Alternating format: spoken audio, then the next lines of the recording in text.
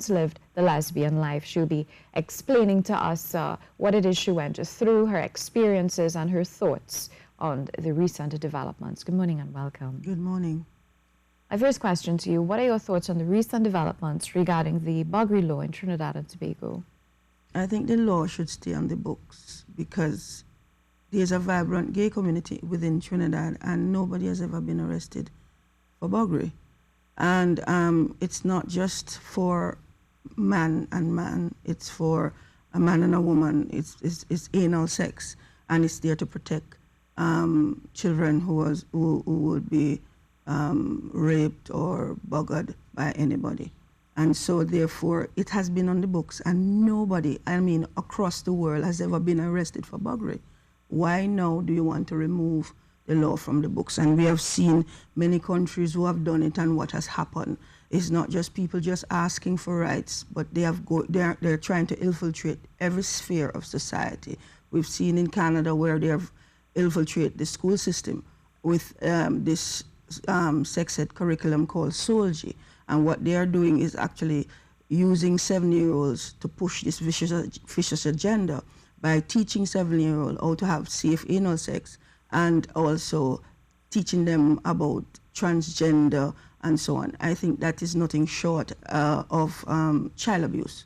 And so they should allow children to grow up and should choose what they want to do. And what they have done also is to limit parents' rights and push children's rights. And so therefore we see other countries who have gone ahead and done it, and we are understanding that it's nothing good for the country in terms of one of the leading gay magazines in America called The Advocate says that one of the leading causes of HIV is man sleeping with man.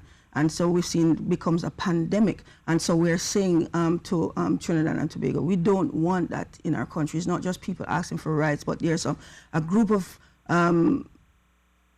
gay people who are pushing this agenda.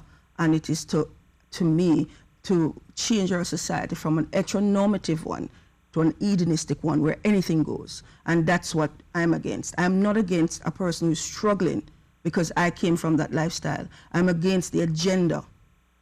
That's what I'm against. Let's talk about that lifestyle. You said that you were a lesbian for 26 years. Where did it all begin? Can you walk us through that experience? Sure. I was born in Jamaica, and my mother is a Trinidadian, and she never mothered any. And I grew up with my dad, basically, who had a whorehouse. And at the age of 9, I was molested by a girl. That was my introduction to lesbianism. Lesbianism is a learned behavior. Anything you learn, you can unlearn. There's no scientific proof to say that anybody has ever been born this way. Nothing to prove that. And we seen many people who have come out of the lifestyle successfully, thousands, which the media is not actually highlighting these things, that people have come out of the lifestyle successfully and gone on to live normal life. So for 26 years, you practiced lesbianism, and it was a choice that you made at the end of that 26-year period? Yes, based upon my circumstances, based upon the fact that I came from a dysfunctional family, based upon the fact that I was raped at the age of 13 and by 19 again. So of course I'm a natural sexual being, so I need to identify somewhere, and I found out it was easier to speak to women. I got very entrenched in the lifestyle. I played the role of the man. I was a butch lesbian, and it is spiritual and psychological, because I didn't understand it until I came out of the lifestyle, that the reason why I wanted to become a man is because I wanted to hide from men, put on the clothes looking like a man so that men would not find me attractive anymore. So I became very entrenched in that lifestyle. Even though there isn't any scientific proof to show that people are not born that way, as you mentioned, there are some who say that for them it's actually not as easy as waking up and deciding not to be homosexual or lesbian.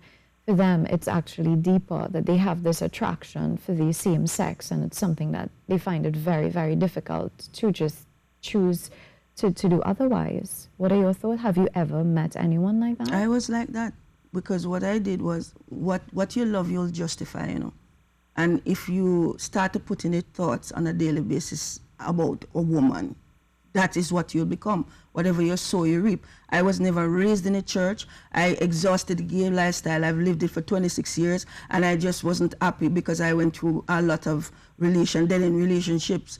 I mean, for me, lesbianism was my first love, and I really wanted to die lesbian. But what I wanted to get rid of was the fact that I was raped, I was abandoned, and I was abused. Not lesbianism, but didn't understand that that was the end product of it. And so therefore I had to come back to the beginning and deal with all of the hurt and the pain and the different things that I was going through. And so by doing that, everything came unraveled, and I understand what was happening to me.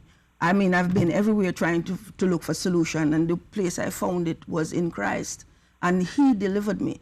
And not only did he deliver me from 40 demons, and so therefore I will say to the gay community, you know the truth. You know that I was there, and I had the same conversation. I had a penis envy. I thought I was a man trapped in a woman's body, and all of that, until God delivered me and took those demons out of me. I know people don't want to hear that, but it's the reality. And so I'm saying to you, do not bluster through life like I did and wait till I'm 35 to change my life. I mean, at 35, I am cultivating my femininity, when I should have been doing that when I was like 9 and 10. You understand what I'm saying? I should have been married, and the enemy has robbed me all this time.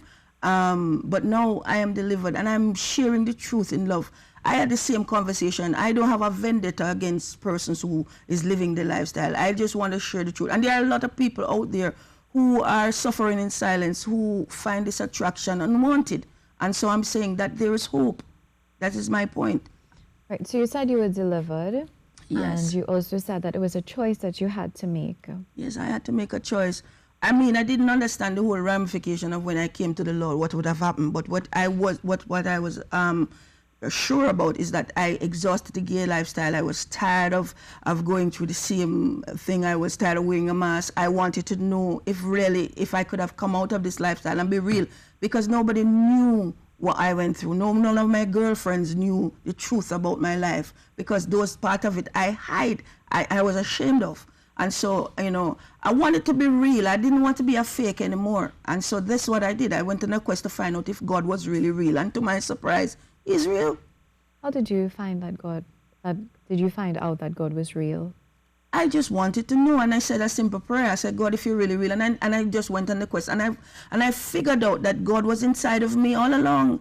The kingdom of God is inside of me, so I'm seeking myself when I needed to just look within and to face my reality and to be real with myself and to deal with the how I was feeling and the thoughts I was having that I knew, because there's a period you go through. When I came into lesbianism, I went through a closet phase where I hide, and even though I looked like a man, and people used to come up to me and ask me, and I used to say, no, I'm just tomboyish, I'm not gay.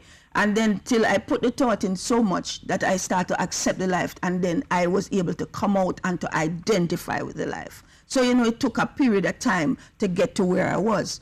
Over time, I keep putting the same thought, and I was getting more entrenched in this thinking system. Right, so you spoke about the process. You said that you encountered Christ and you were delivered. Can you help us to understand a little bit more about this process? How long was it? Is it that you realized that, okay, this is no longer what you want? You prayed, you asked God to come in and help you through it. Did you just automatically stop having that attraction to women? What happened is that, just like the Bible suggested, that you wrestle not against flesh and blood. There is a demonic entity that is trying to control your faculties based upon your thought patterns. You let them in because of what I was going through in terms of dysfunctional behavior. So I started to cultivate that kind of a thought. And so therefore I was becoming it.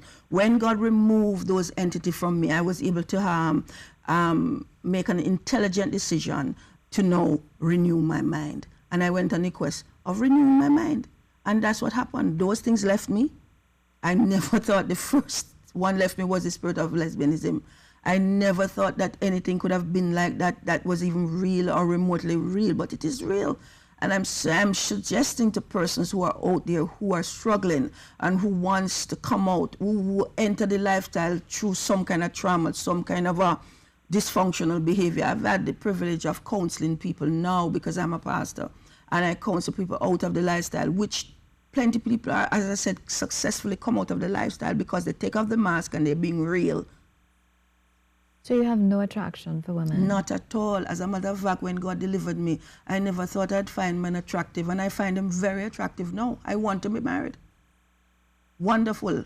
To me, the people in the church were shocked, but I was more shocked because it's as if I was pulled out of character, wondering, who am I on this new journey? And so what I did was learn of him, understand how I function, how the mindset work, or the mind work, that whatever thought you put in, you become. And that was what I did. I embarked on changing my mindset that I have put in over time that was not working. Whatever I was sowing was not the good thing. So I changed that. And so now I understand who I am and whose I am. So you are a pastor, you're an evangelist, global Yes. evangelist. Let's talk a little bit about the role of the church in all of this. We've had several members of the LGBTQ community here on set, and they said that the one organization that shows them the most opposition and hate is the church. How do you respond to that? Well, unfortunately, although I'm a part of the church, I'm going to say yes, I think we have gone down the wrong road in terms of we have allowed our emotions to get involved. And what we needed to do was to remember that we are all sinners saved by grace. And also that we too was at a place where we needed God's grace. And so we need to look through the lens of Christ and see people as how he see them, persons in need of a savior. And so I would say yes, that we have, but the churches have evolved, and we have to make the differentiation between the homosexual agenda and a person struggling. Right now, we have seen what has happened over different countries, how they have removed the Buggery laws and what is happening. They have infiltrated every sphere of society. We're seeing them putting it into the school curriculum. We're seeing them indoctrinating children. We're seeing them doing all. So we are saying, I'm not against a person who is struggling. I am against the agenda. I don't want my child or people's children to come and you indoctrinate them. I think parents should have the right to teach their children about sex, and the children should be allowed to go through and to learn and to become a child and grow up and then choose what they want. If they choose to be gay, then that's fine when they're at that age. When you try to infiltrate the minds of the children and to teach them and indoctrinate them how to have safe anal sex, and to tell them that gender is fluid, is not what you're born with, it's what you believe in your mind that you are. It's not your genitals that determine your gender, is what you feel in the moment. That is nothing short of madness. You cannot, that's what I'm against. I'm against those things. Allow the children to grow up and allow the society to choose what they want, and you don't infiltrate the society. I believe that when we talk against those things, they call us bigots, and we have hate speech and this and that. But the truth is, I had the same conversation, and what God did for me, I cannot deny the truth of what God did. I cannot change the truth of God into a lie. I was in that thing for 26 years, and God delivered me and set me free. And that's the reality of it.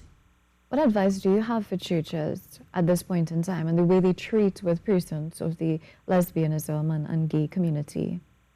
Listen, this is God's people you're dealing with. This is your sons and daughters. So you have to have that same compassion, as the word of God says, for God so loved the world that he gave his only begotten son, that whosoever believeth in him will have everlasting life and should not perish. So we have to look at people as Christ look at people. We look at, because we were all alien in our minds. We were enemies against God until God died for us. He chose to die for us, so he first loved us. So we have to do the same. We have to love people, to understand, let them understand that God loves you. No matter what you're going through at this time, you can change, you can be delivered, you can grow, what I'm saying, you need to take your mask off.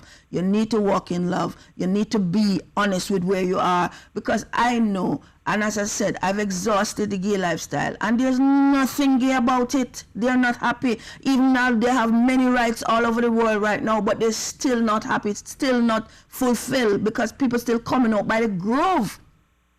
Wants to be delivered, want to be set free. They're tired of going through this roundabout, this mountain. So I'm saying to the church, prepare yourself, because we are the last bastion of hope. And we have to portray ourselves as that. And so we have to walk in love. What's the name of your ministry? It's called the Power of Change Outreach International. And we do counsel people, we do workshops, we do train pastors and churches, and we come alongside every group that wants to change and understand more about how to access the kingdom of God within inside of them. I'll be here until the 2nd of June, which is just around the corner. And I'll give my local number, which is 688-6759. It's 688-6759. And you could give my, this is the Trinidad number, and you could give that number there as well. Okay, this is the Jamaican number? Right. Oh boy. All right, we'll get it a little later. Right, so I really want to thank the Evangelical Church of Counsel. I want to thank Pastor Austin. Is a man who is championing the cause, and everybody who has come on board to cause our people and our children to wake up and to recognize what's happening in the world. Thank you so much, Mr. Evangelist Michelle Smith. It's been a pleasure chatting with you. Thank you so much for having me. You're most welcome. Well, we take a short break. A lot more when we return. Stay tuned.